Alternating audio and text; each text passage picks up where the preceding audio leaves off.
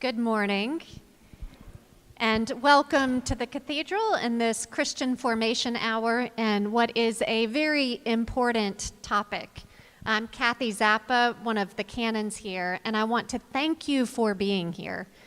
There are a lot of places you could be on Sunday morning, and I imagine that everyone is here because they know someone who is suffering from mental health distress or may be suffering from it yourself, or simply because you want to help others.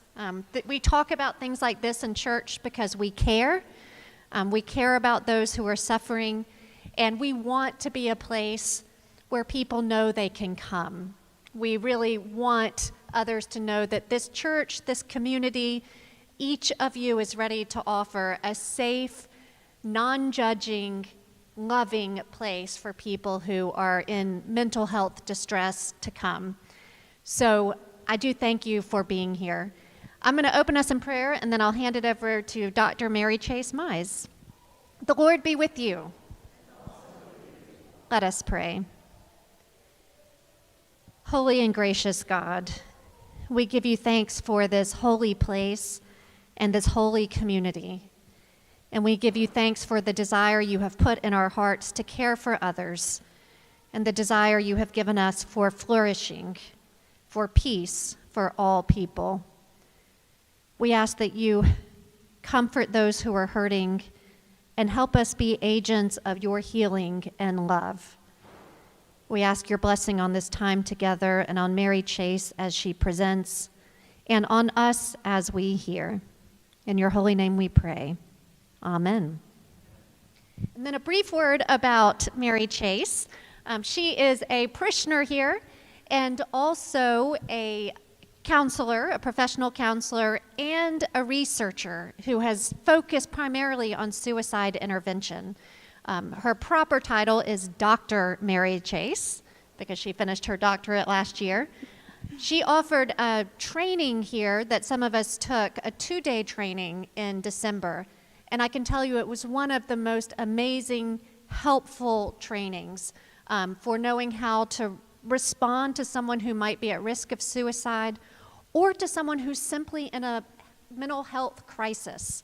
And I, for one, walked away feeling not depressed, but really empowered, feeling hopeful. And so it is my hope that you will walk away from this short time today with that same feeling. So thank you.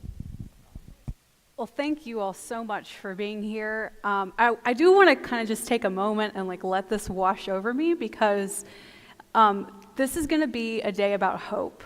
This is a hard topic. It's a hard thing to talk about, but this is hopeful. The fact that we have a beautiful space and a beautiful community and a beautiful platform where folks are willing to not only name that suicide may be something that people are struggling with, but to hold a space to equip the community to respond, that's incredible. It's just really powerful. I've been a part of a Christian church my whole life. I'm still a little bit relatively new to the Episcopal Church. My husband Christopher and I were confirmed in March 2020. Our son will be the cradle Episcopalian probably. I heard that's a phrase y'all use. Awesome. But it really is just really powerful. I've been in this work, I've been a counselor, I've been a researcher, I do this for my day job, and to have a place to hold this space in our faith community is so hopeful and so powerful. And like Kathy mentioned, many of you may be here because you know of someone who has had a personal struggle with suicide. You know of someone who has died by suicide. You yourself may have had a struggle with suicide or any other major mental health problem. And so what I really hope that you get out of this hour with me is some information, some knowledge, some ways of maybe taking what you've already known and things you've known from your own wisdom and maybe thinking about them in a different way. But I really want you to leave here feeling hopeful and feeling empowered and feeling like you not only know how to identify if someone's having a hard time, but you would know how to get them connected to a resource that can help them. And as Kathy mentioned, this 2-day training that I facilitate, we're going to have another one of those that Kathy will talk about at the end. And if you would like to learn how to actually do a suicide intervention, almost like CPR, who in here knows CPR? Oh, I feel safe. Whew. Great. Who in here is a heart surgeon? Excellent. So you can learn life-saving skills without having to know how to address the root of the problem, right? Same concept with suicide. Everyone in here can learn suicide first aid and not have, really any control over fixing any part of the human's distress, but just being able to help keep them safe in a moment when safety is needed most. So, a little bit of what we'll talk about today. I'll kind of give you a little bit more information about who I am and what I do, kind of why I'm here, why I got to talk in old-fashioned Sunday school. Like, this is a big deal. So thank you for being here, and thank you for this time at this platform. I'll kind of give a brief overview of just suicide in general, some stats about suicide. This might be things you know, you might learn something new. And then we're really going to spend our time answering these two questions. How do I know if someone's at risk of suicide? Why do people die by suicide?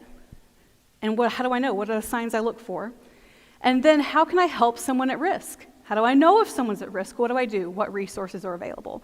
So it's my goal that you have what I can offer you in an hour, an answer to some of these that you can leave here feeling hopeful and feeling empowered. So I'm a researcher at Georgia State. I earned my PhD in counselor education and practice there last year. And right now I'm a postdoctoral research associate with the Department of Counseling and Psychological Services. And I study community-based suicide prevention.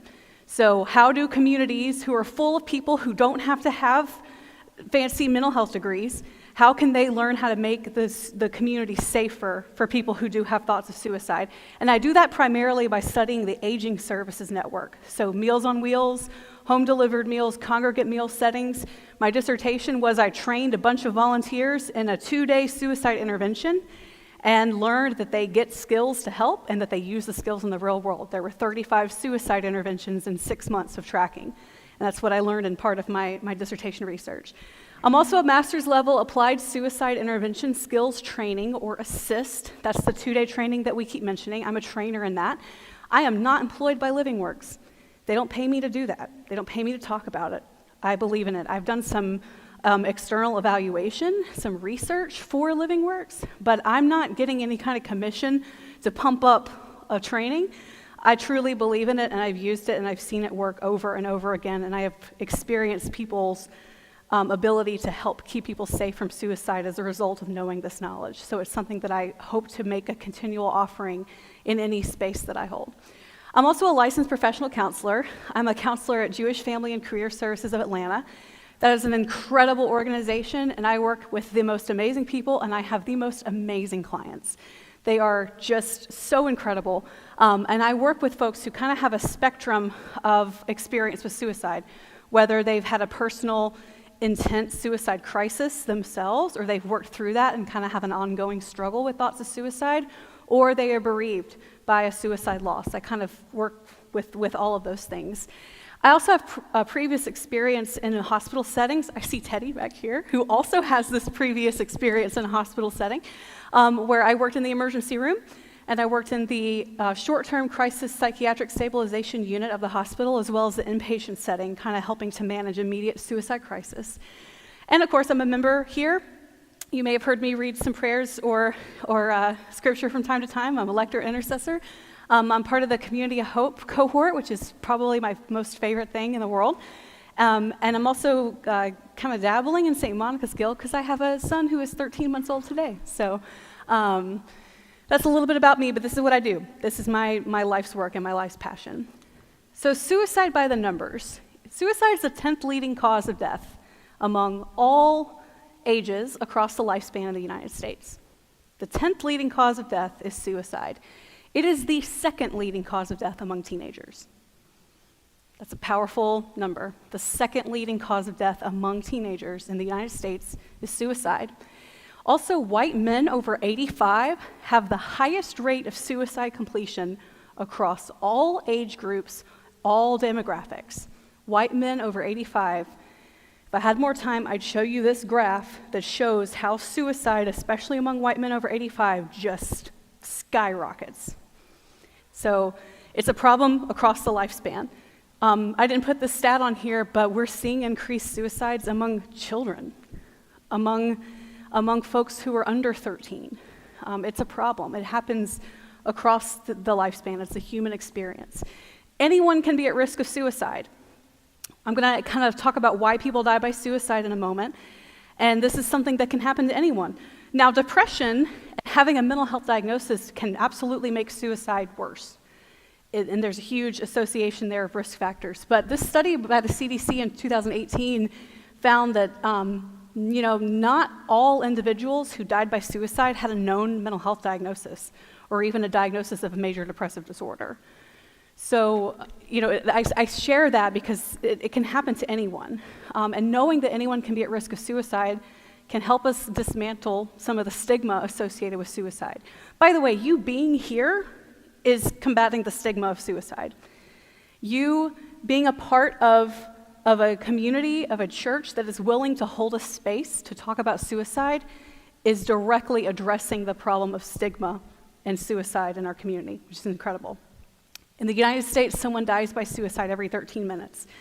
So since we got started, someone's died by suicide in the United States. And, about 4 people will die by suicide when we finish. And for every reported suicide, there are 5 to 25 times more deaths by suicide that go unreported or miscategorized.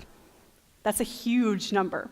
So when we talk about suicide and the number of suicides, I think in 2019, it was 16 out of every 100,000 deaths were a death by suicide. Those are just the ones we know that were recorded as a suicide death. Among really all ages of the lifespan, but especially in adulthood, and especially among black men who die by suicide have the most, more deaths by suicide go unrecognized and unreported and are miscategorized. There's a huge chasm between what is known. So this is a problem. At any point, kind of based on some of the other stats that I could get into, which I promise I won't make you sit through stats for this, I could talk about it all day. There's about 16 million people in the United States who are having thoughts of suicide right now. So statistically speaking, every single person in this room has been impacted by suicide in one way or another. So why do people die by suicide? In the simplest terms, people die by suicide because they want to and because they can. They have the desire for suicide and they have the capability of ending their life. So I'm going to unpack this a little bit more because understanding why someone may want to die by suicide is going to be really helpful when we can learn how to help them. So I'm going to introduce you to the interpersonal psychological theory of suicide. This is by Dr. Thomas Joyner. He wrote a book called Why People Die by Suicide that is fantastic. This is kind of the leading, guiding theory in answering the question, why do people die by suicide? So I'm going to take us through this model, this theory of suicide. This is the last Sunday school before summer, so technically you're still in school. So we're going to learn a theory. So we can start off with something called thwarted belongingness. Thwarted belongingness means failed belongingness. Means I feel like I am alone and I don't belong. My belongingness is thwarted. That's an experience someone may feel where they feel, gosh, I don't have a place in my community. I've retired recently. My identity was in my work. I don't know who I am. I don't know how to belong in a world where I don't have my job.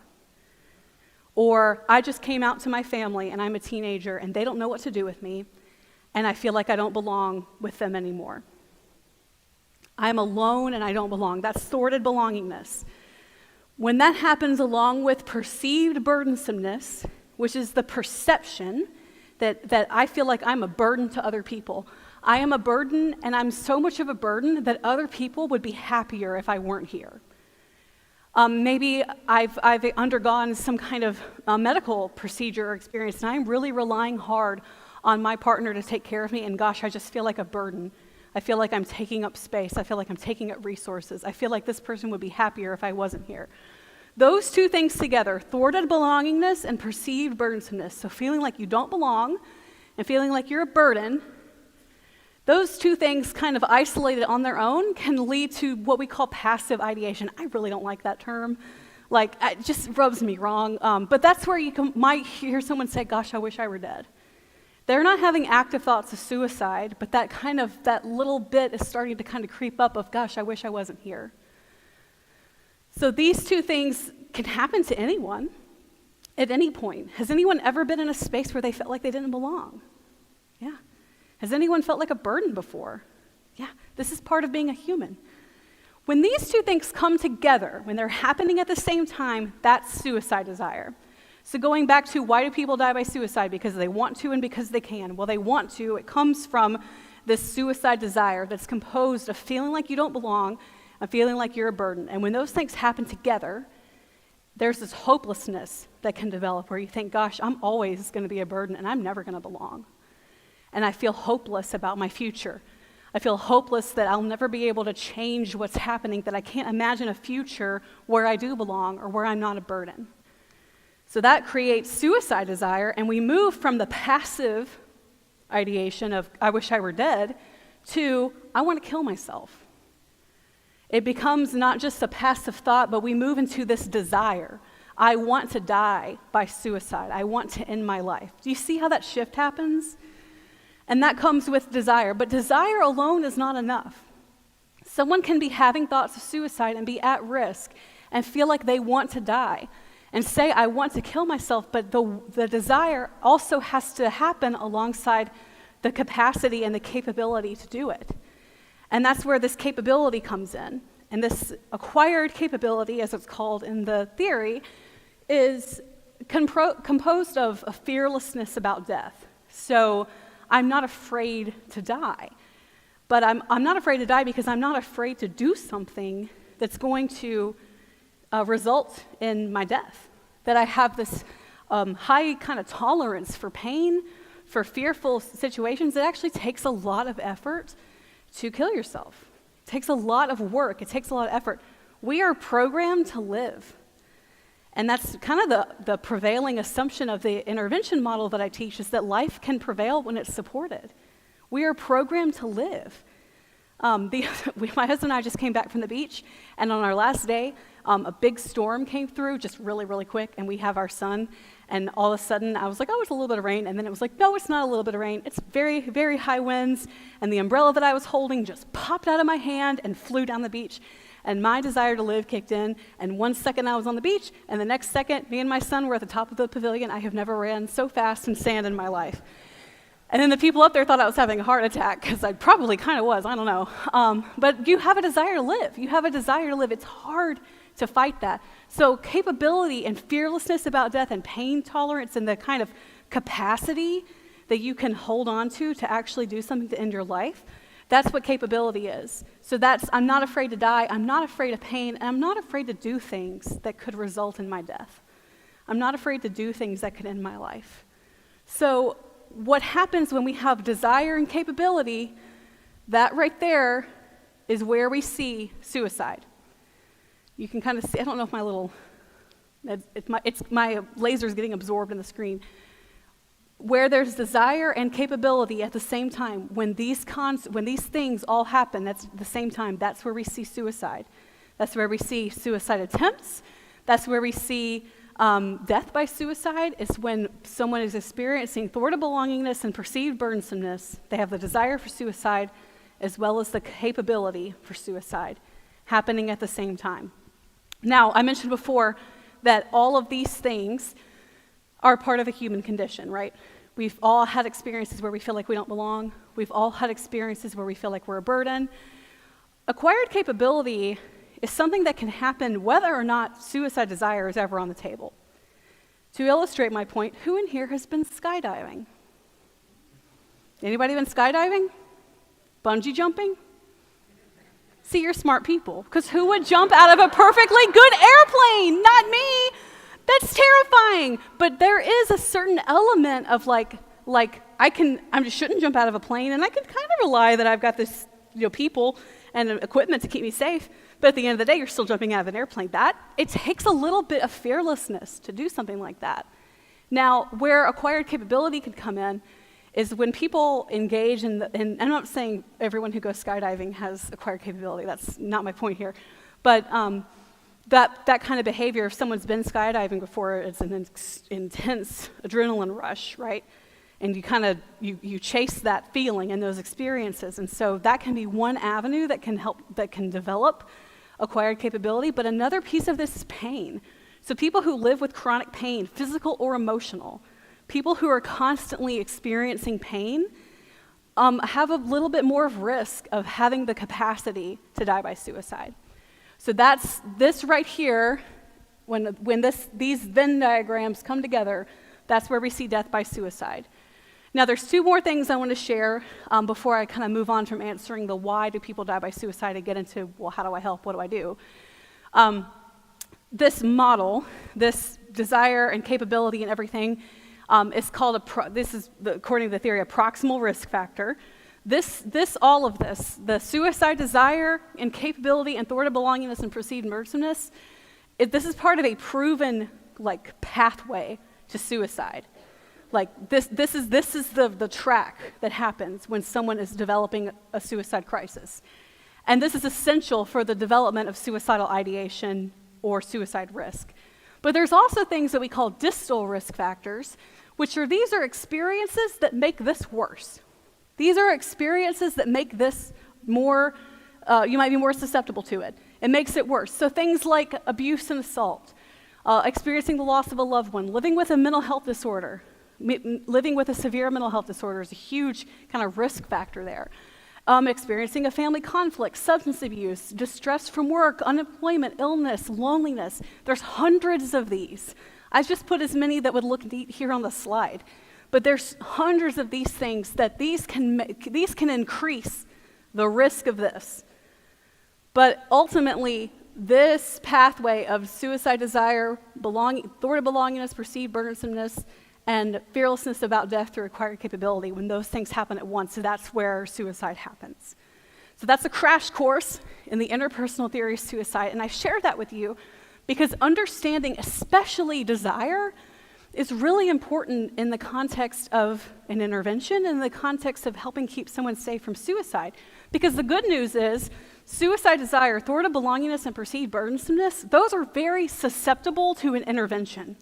In other words, if you are talking with someone who has desire for suicide, they can get help. They can get help. They can get better. Those are things that you can kind of intervene quickly at. The capability part is a little more tricky because that's something that is kind of acquired throughout your life. But if you can address suicide desire, that's where the magic of a suicide intervention happens. That's what's going to help keep someone safe from suicide. So now what? How do I know if someone's at risk of suicide? What are the signs to look out for? Kathy has these phenomenal cards on your table. This is the National Suicide Prevention Lifeline number and resource, and I have some good news. This 1-800 number, beginning July 16th, is going to be 3 digits. It's going to be 988, like you would call 911. Beginning July 16th, you could call 988, and it's going to connect you to what this number would connect you to as well. This one will also be active and continue to work. But on the back of here, there's a kind of a list of suicide warning signs. Keep this on you. Keep this in your pocket. This is something that's a really helpful resource. I'm going to kind of touch on a few things and kind of divide it up between behaviors, feelings, and words. So behaviors, things to notice: someone giving away possessions, eating less or more, sleeping less or more. Personality changes, so especially if someone who's been struggling with depression suddenly seems abruptly energized or even resolved. That can happen when someone's decided they want to die by suicide. They may find relief in deciding to die, and you can kind of see a change in their behavior there. Increased use of drugs or alcohol, engaging in risky behavior. So these are kind of observable things. I would also notice change in hygiene. So someone who's normally kind of well-kept suddenly is extremely disheveled. Someone who typically cares suddenly doesn't care. Those are things you want to watch out for. Feelings. Of course, hopelessness, helplessness, sadness, anxiety, burdensomeness, feeling trapped, feeling despair, mood swings, numbness, and I have anger on there. Because anger and frustration and lashing out can also be something to look out for someone who might be at risk of suicide. When I do this training and assist, we actually use the term invitations to talk about suicide warning signs. We don't say warning signs, we call them invitations because we talk about these as behaviors that invite help. And sometimes the only way someone knows how to reach out for help is to be angry is to have an outburst. So that's kind of part of why that's a warning sign here. And then words, things like, I wish I were dead, I wish it could all end, I can't go on like this, I can't do anything right, I'm a failure, nothing matters. Those are things that you want to kind of listen for. And I have on here pain, because at the heart of suicide desire is pain. Whether it's emotional pain, the pain from feeling like you don't belong, the pain from your future that you've envisioned for yourself suddenly changing and feeling like it can't come back, the pain associated with a loss. Knowing when you kind of explore these warning signs about pain is really important. Who's overwhelmed by this? Who's like, this is a lot of stuff to remember? Yeah? Who, I do want to kind of ask this in another way too. Eating more, sleeping less, feeling hopeless and trapped, and saying, I can't go on like this anymore, could surely describe someone living through COVID and isolation, right? I'll give you another example. Sleeping less and feeling anxiety and saying, I'm a failure, were certainly some moments of the first year of parenthood. So how in the world can we know if someone's at risk of suicide looking out for these warning signs? How are we supposed to know? How are we supposed to look at this card and see these really excellent, helpful things, but how do we know if suicide is on the table? How do we know if it's the suicide that someone's thinking of? But seriously, how do we know? How do you think we know? You ask! Yes, John! Yes! You ask. The only way to know for certain if someone is having thoughts of suicide is to ask them directly. John, get 10 points to John. So we have to ask someone directly about suicide. It's important to notice and to pay attention to these things that may be happening and to be aware. I would say the number one tool that you can use in knowing if someone might be at risk of suicide, aside from asking them directly, is trusting your gut. Have you ever been sitting with someone and you ask how they're doing and they say, I'm fine, and you're like, you're not fine. Anybody ever sat like that? Use that, that's important. But the only surefire way to know if someone is having thoughts of suicide is to ask them directly about suicide. So we want to say directly, are you thinking about killing yourself? Are you thinking about having thoughts of suicide? Are you thinking of ending your life? This is kind of an example of how we could ask. You say you feel like you do nothing right, you haven't been sleeping, and you feel hopeless. It sounds really painful, and I'm worried about you. Does it ever get so bad that you think of suicide? That can be one way to ask someone about suicide. Now, the next question. But what if I say the wrong thing? Anyone had that thought? You're saying, gosh, you want me to ask you about suicide. What if I get it wrong? So I'm curious, what's the wrong thing to say to someone who's having thoughts of suicide if you're worried about them and you want to ask? Nothing. Yeah. There is no wrong thing to say. There's some excitement in that. There's some goodness in that. If you are worried that if I ask someone about suicide and I'm going to say the wrong thing, I want to invite you to lay that worry down and leave it here. Because if you are engaging with someone that you care about and that you are noticing that they may be struggling, there's no wrong way to ask them, are you thinking about suicide? You're not gonna say the wrong thing. But then the next question is, but what if I give them the idea? Anyone worried about that? Yeah, it's okay to worry about that. I was in your shoes, too. I was absolutely in your shoes. I felt like, gosh, that's a big deal. And I feel responsible. And I feel the weight of this, that if I ask this question, what if they say yes? And then what? Or what if I give them the idea of suicide? So I want to invite you also to lay that worry down and leave it here. And I'm going to do so by giving you a story.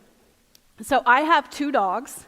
I have a golden retriever named Luna, and I have a little dog named Watson. His name's actually Dr. Watson because we love Sherlock Holmes. And I didn't realize how embarrassing that would be when I take him to the vet and they're like, Dr. Ewing's ready for Dr. Watson. And, and now I'm Dr. Mize. But anyway, but I have my Watson, and Christopher and I got home 6 months after we got married. He is 10 years old. He is at least. He is just the best little dog. He had been abused before. We got him from a rescue. He's living his best life now. And a few years ago, we knew that he had this eye disease, and we knew that he was slowly going blind, and he eventually did go completely blind. And then a few years ago, he developed some really painful cataracts and glaucoma, so his eyes were swelling. He had tons of pressure in his eyes. And we had to make a really hard decision about his eyes, if we should have them removed or not. And ultimately, we decided to do that. He has both of his eyes removed. It was a really tough recovery, but he's doing fine now, with his eyes at least. He can jump on our furniture, which is amazing. But for a while, it was a very expensive surgery. We had very expensive treatment for him. And now he's definitely, he's reaching, unfortunately, I think, the end of his life. I hope we still have a lot more time with him, but I know that he can't live forever. His joints are bad. He had elevated kidney levels. He's a little incontinent. He's got some struggles. But we love him so much, and we're willing to take him to the vet to try to pay for the treatments that we can. I wish I'd put a picture of him up here because he's adorable. So I just told you about Watson. What do you think would happen if John said, Mary Chase, that dog sounds like a lot of work. I know you love him, but you've got a job, and you've got a kid, and you've got all this stuff going on, you've got another dog. Wouldn't it make sense to just give him back to the rescue that you got him from and let them take care of him in his old age? What do you think I'd say? No way. Yeah. Respectfully, John, no, I would never do that. And I would never say No, you wouldn't. That's why I'm picking on you, because I know you'd never do that. Absolutely not. That was never on the table. It's the exact same concept with suicide. If someone is not having thoughts of suicide, you're not going to give them thoughts of suicide. It was never on the table for me to give Watson back to a rescue. Now, if someone's really struggling and you were noticing enough to be worried enough to ask them if suicide's on the table, and they say, well, no, I'm not having thoughts of suicide, there's a great avenue to say, well, what's going on? I'm worried about you. This is what I've noticed, and you've created an avenue for a really meaningful connection if someone's not having thoughts of suicide. Another piece of this is that we simply don't have that much power over people to give them an idea that maybe you should kill yourself. It doesn't work like that. And I have this anecdotal story of my dog to share with you, but I can also tell you the research says not only can you not give someone the idea of suicide, but actually asking someone about suicide is helpful. It is life-saving for someone who's having thoughts of suicide. So there's no wrong thing to say. I would say, not the wrong thing to say, but the more of the risk here is to not ask. If you're worried about someone's health and well-being, the bigger risk is to not ask the question than to ask it in terms of their outcomes.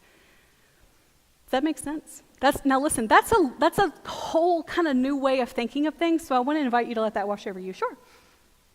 I'm not remembering everything about this, but I thought there was a court case involving a woman who encouraged the boyfriend to have commit suicide. She did, and I don't remember the outcome Yeah. of the trial, but she went to court. I mean, she was tried for causing it. Yeah.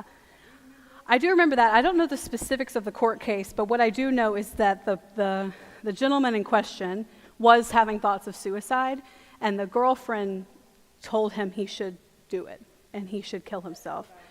Yeah. And that was horrible. And I think there's a TV show about it now. I don't know the specifics of that, but I'm really glad that you brought that up, because I'm really, really glad that you brought that up, because that happened a few years ago. I remember vaguely the details of it, where a woman was, or a teenager, I don't know, I think they were young, was, found to, in text messages and phone calls was kind of pushing that her boyfriend should kill himself, and then he ultimately did die by suicide. That's horrible. That's horrible. That's the wrong thing to say, right? But one piece of that that's important and so tragic is that the boyfriend was having thoughts of suicide. He was already at risk. He was already experiencing the things that lead someone to being in a suicide crisis. So it wasn't so much that she was telling him, hey, you haven't considered this, maybe you should think about suicide. It was that she recognized that he was having thoughts of suicide and said things to encourage him to do it, which is terrible. But the root of that, I'm really, really glad that you brought that up, because the root of that was still that the person who died was already having thoughts of suicide. And likely her saying that and doing what she did wasn't helpful. And ultimately, he was kind of already at risk, which is terrible all around. It was all around tragic. And I have a close friend whose husband committed suicide, and they had not been married for very long. And her entire counseling that followed that was about the fact that it was not her problem, that she made that decision, Yeah. not a part of anything. Yeah. Because naturally she was feeling, why would he do that? Right. Foreseeing that we had a happy relationship. Right. Absolutely.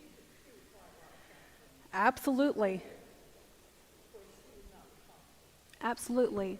So I want to take a moment here. Everyone who's here, I'm going to project that you are people with very big hearts who care, and people who are wanting to either connect or learn, and are feeling, and I think when we have the conversations about asking directly, and some of the like, oh, I don't know about that comes up, it's all coming from a place of care. It's all coming from a place of concern. It's coming from a place of, I want to get this right. I want to do the right thing. I want to say the right thing. And this is something that's really, really hard because, yes, suicide is preventable. When we can know how to address suicide and how to respond to thwarted belongingness and perceived burdensomeness, and how to kind of create a community where we're fostering belongingness and we're kind of preventing suicide before it becomes a crisis, all of those things. At the end of the day, people who die by suicide are the ones who end their life. We don't have the kind of power over people to think that it's our responsibility or our fault. I usually say that in the trainings of that, no matter where you are, no matter where you come from, whatever you have done has been enough. You will always know and learn new things, but where you are coming from and what you have done in the past and what you have known to do has always been enough. And you don't know what you don't know. Now, armed with all this wisdom and all this knowledge, at the end of the day, we can do things that create conditions where people can find ways to stay safe from suicide. And that's the goal. And ultimately, the person who is having thoughts of suicide still has their autonomy, still has their responsibility over themselves. And we can make that an easier and safer place for them to know how to do a proper intervention in the moment when someone needs help the most. So the bottom line here is asking someone directly about suicide does not give that person the idea of suicide. And in fact, it can make the person who is having thoughts of suicide, it can create some safety where there previously wasn't. One other thing that I wanted to say about this is when we say asking directly, we really want to try to name it, try to get really clear about it. It can be really powerful for someone who's in that kind of distress to hear you name it and say it. I could unpack that more, but I think we're getting close to time, so I want to just move on so we have everything covered here. But it's really important to ask directly about suicide. So I asked about suicide, now what do I do? Now what? If someone says no, then I would encourage you to say, well, tell me about what's going on for you because there's a reason why I asked.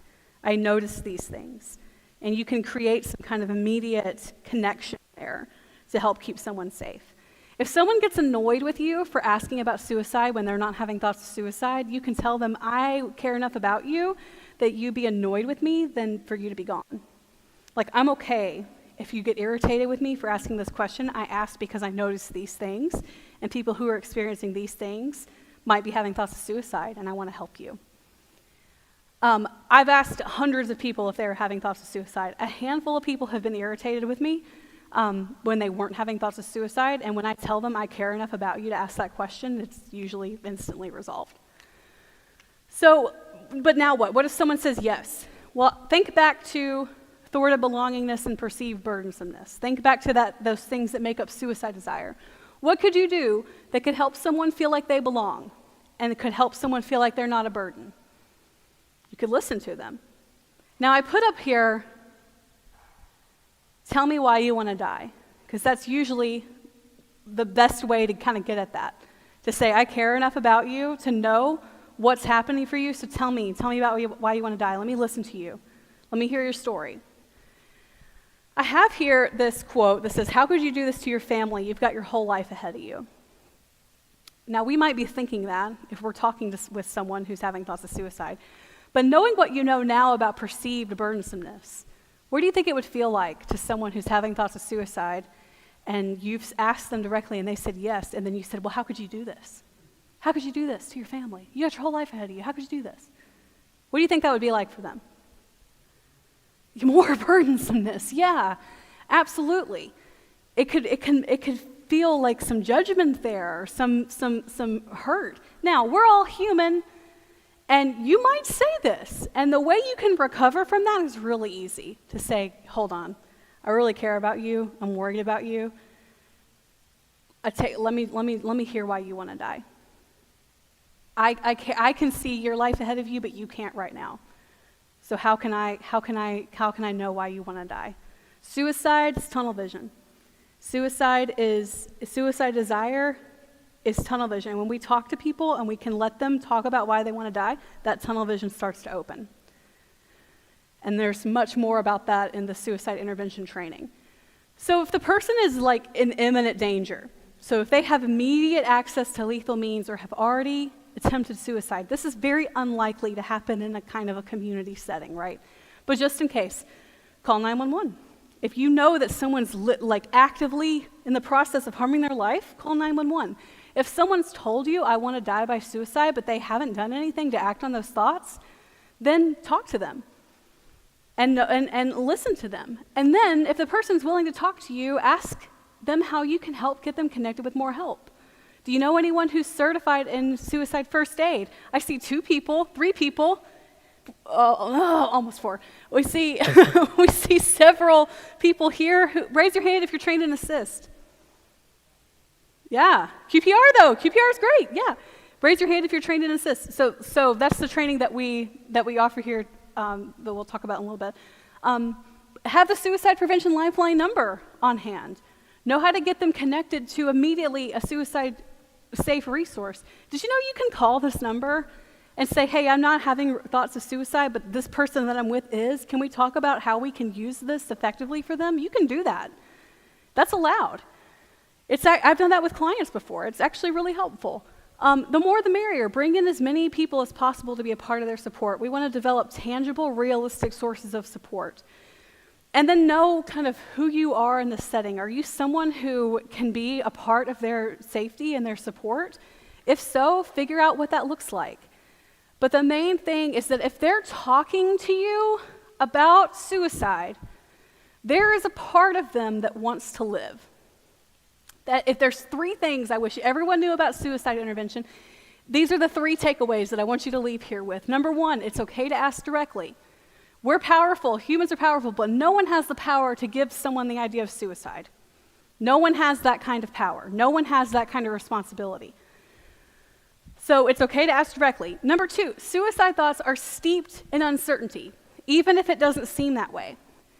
If someone's talking to you about why they want to die, that is enough information for you to know that even with what they're saying, they can't get connected to a part of them that wants to live. The fact that they're telling you tells you that there's a part of them that wants to live. Why might that be? How do we know that all the people, all 16 million people who might be having thoughts of suicide, how do we know that they're maybe not fully decided that they want to die by suicide? They're still alive. Yeah, they're talking to you. Absolutely. So it's to have thoughts of suicide is to be uncertain about life. And at the moment, death seems like a better option. So I want to tell you about Kevin Hines. Who's familiar with Kevin Hines? Who's ever heard of that? I'm looking at you because you know QPR, so I'm just going to assume here. There's a documentary called The Ripple Effect, Suicide, the Ripple Effect, and it's about a man named Kevin Hines. Kevin is one of the very few people who has survived a suicide attempt from jumping off the Golden Gate Bridge in San Francisco, California. A lot of people die by suicide there. It's a very lethal way to die. He is one of the very few people who have survived. And part of his story and his testimony is that he, spent the morning getting to the bridge. He jumps off, and he says the instant he left the bridge, he felt immediate regret. He said his last thought before he hit the water was, no one's going to know that I wanted to live.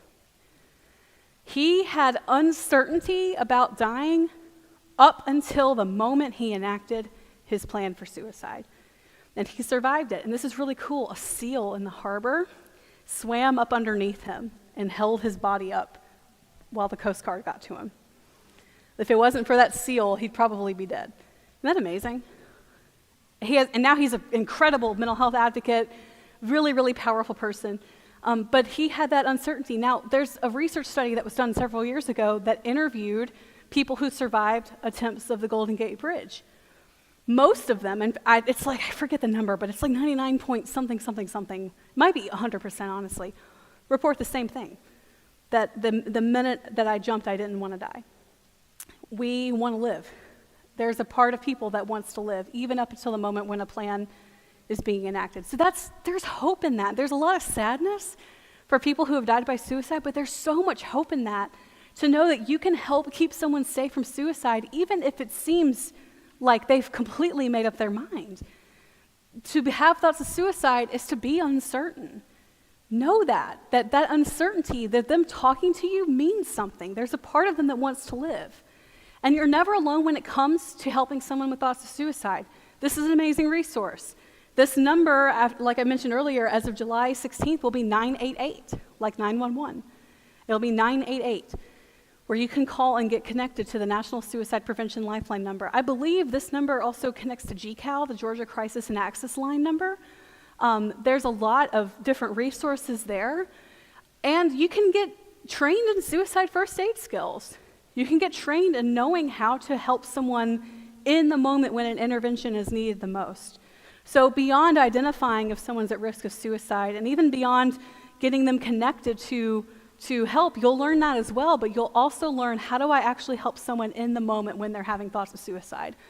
I do want to also share a couple of diocese resources. I've had the incredible privilege of working with Holly Tubbs, who's the youth missioner here at the Diocese of Atlanta. And she's developing this Keep Watch curriculum for youth on suicide prevention and care. And I've had the great honor of being a part of developing that with her. And we're also working on a podcast right now. I'm not sure when we'll go live. I think it's in the fall, but we're talking about mental health. We're talking about mental health in the church. We've had a lot of the youth throughout the diocese be a part of this. It's incredible. It's my favorite thing right now.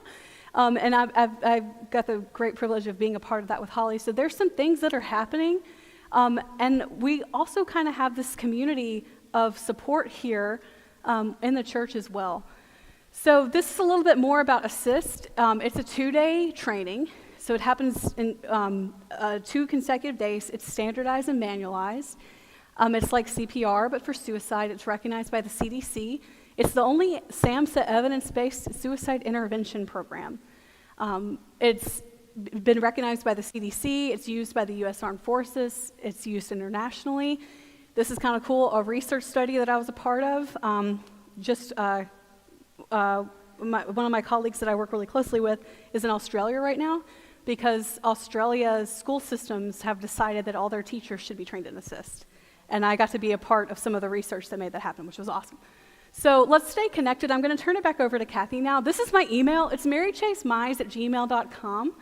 I'd love to talk more if you have questions or if you want to stay connected. I'd love to be a resource when we talk about developing a network of suicide-safer resources. I'd love to be a part of that. And thank you, whether you're here in person or streaming online or watching this later, you are busting the stigma of suicide and creating a safer community. So thank you.